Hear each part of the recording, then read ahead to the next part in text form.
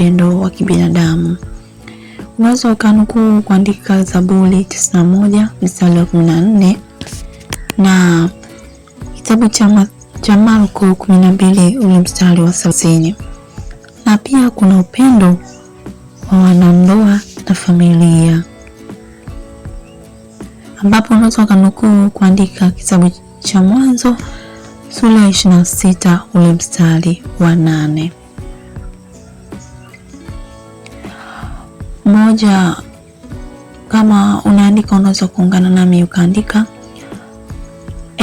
ukaweka kwenye mabano ukaandika upendo wa kawaida.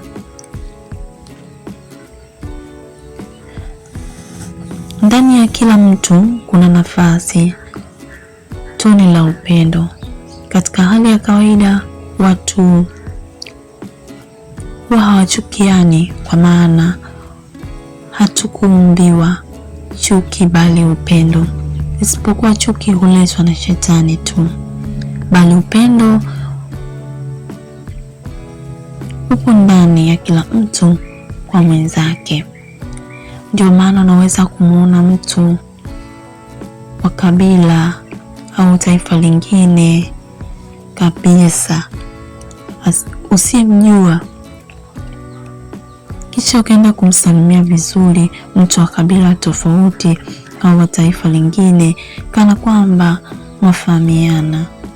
Kitendo kile cha kupeana salamu tu bila shaka, bila hata wasiwasi, kujuana, kinaashiria ni upendo wa moja kwa moja uliopo ndani ya kila mmoja. Na pia unaweza ukaandika bii yake, upendo wa kindugu ukoje?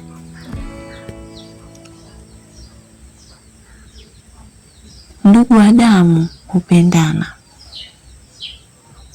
yaani ndugu wa damu hupendana.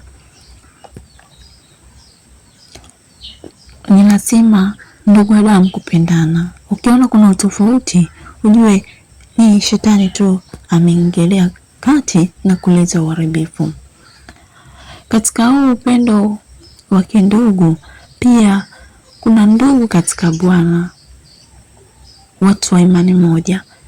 Watu wa imani moja huwa wana upendo, imetengenezwa hali ya kuona huyu ni wa imani moja na mimi, basi kwa sababu ya kuwa imani moja kuna upendo unakuwa pale.